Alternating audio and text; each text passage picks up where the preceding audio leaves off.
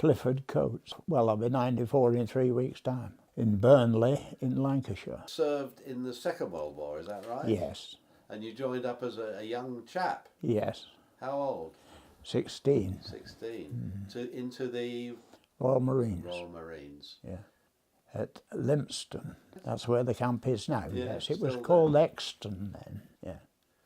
And we were speaking earlier, you had to go out onto Woodbury Common for That's summer right. training. The infantry training. Yeah. And how did you become involved in the D-Day landings and so on? Well, that was when I was coming back from Halifax, Nova Scotia on the last trip.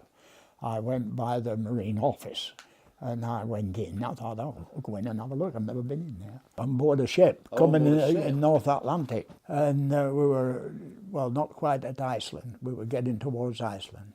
And I went in and there's the Captain Royal Marines in there. And he said, oh, how nice of you to grace us with your presence, he said. This is the first time, isn't it? And no, I said, a minute, no, you haven't. And I said, yes, I have, sir. No, you haven't, he said. And how about reading the notice board? I said, I read it every morning. Oh, no, you don't. Oh, no. He said, well, I'll put it this way. He said, you go out now and read it. He said, and I'll wait for the explosion. So I went out and read it, and I'm on draft. As soon as we land at Gurrock, I've got to catch the train for Plymouth, for medical. I gets there and goes to Plymouth, goes in to see this quack, and he had 4 steps, you know, there. So I said, right, strip off, let's have a look at your legs. So I stripped off and he said, run up and down them steps, or run up and down them steps. RM Commando 1. There's your railway warrant, there's your subsistence, all bloody made out before I went in. I went to Dorking, where the camp was, where we were, and went in there, and the old man said, my God, about time, you've been on a bloody world cruise, haven't you? I said, no. He said, you have? He said, get them buggers licked into shape. He said, they've had a birthday while you've been away. Well, I said, there's others here beside me, isn't there? Yes, he said, but that's your forte, he said, and that's what I'm expecting, he said, and you've got 2 weeks to do it. Oh, I said, that seems to be fatal in my life, 2 weeks. Well, I was a corporal then. Okay. And so he said, you've a fortnight, get them licked into shape. He said, and what's more, you've got to go to Dartmouth, he said, to learn how to run an LCM. Now, some of the training took place in North Devon, is that right? Oh, yes, yes. Yeah. Where were you based then? Well, I was based at Instow. Instow. I was in Instow House, and my men were over across the Tappledore up Bude Street. And did you do landings on Instow Beach or We Saunton? no, on Saunton Beach or on Westward Old Beach or wherever, any of them beaches, or up by where the power station jetty is. Yeah. They were the same texture of beach and the same type of ground. Saunton sands from the seaward looked exactly like Normandy. Yeah. And it was, and the Yanks did the same thing. They had 2 main training areas in England. One was at Slapton, the South Hams, and here at Woolacombe.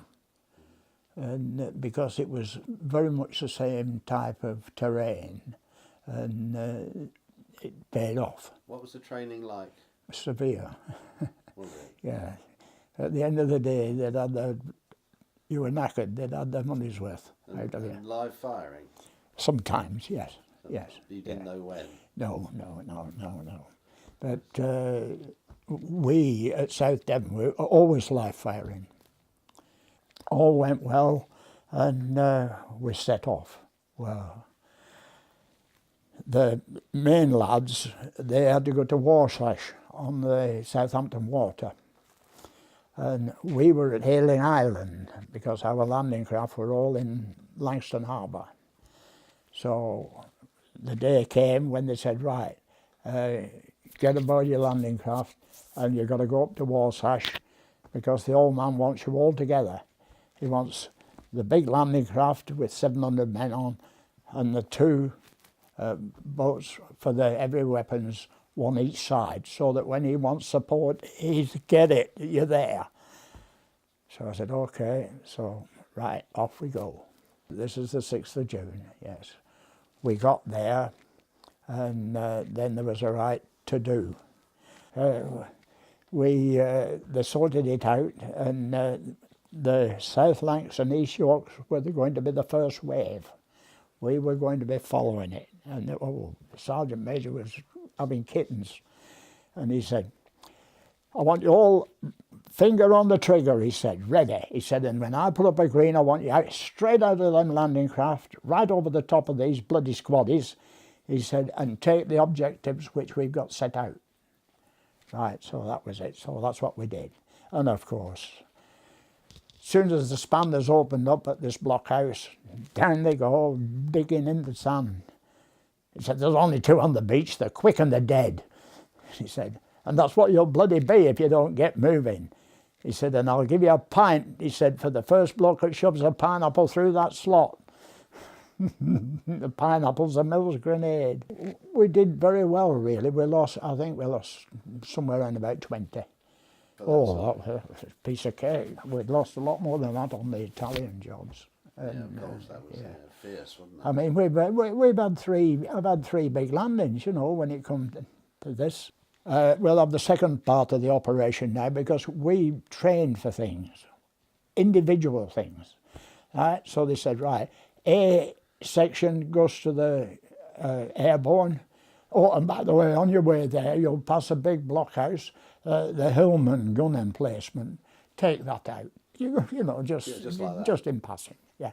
And you lot, right, we're going to Douvres-la-Deliverance, where there's a big RAF, underground RAF radio location station. And so we had to take it out.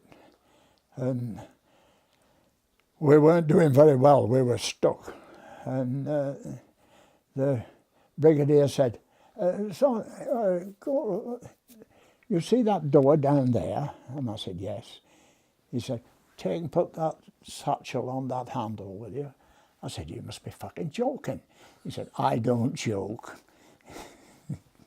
He said, I don't joke. And I heard that you were quite brave in that situation, weren't you? Well, I was with my men, yeah. But there, I was with another sergeant, a great friend of mine, and the RSM came down and he said, Bill, get your kit together, you're going home. And that was fatal. What am I going home for then? Well, he said, a bit of bad luck. He said, a rocket has dropped on the street where your family lives. And so he said, oh dear. So he said, you take his third stripe and you take over the unit, right? So I said, okay. So that's when I became a sergeant. And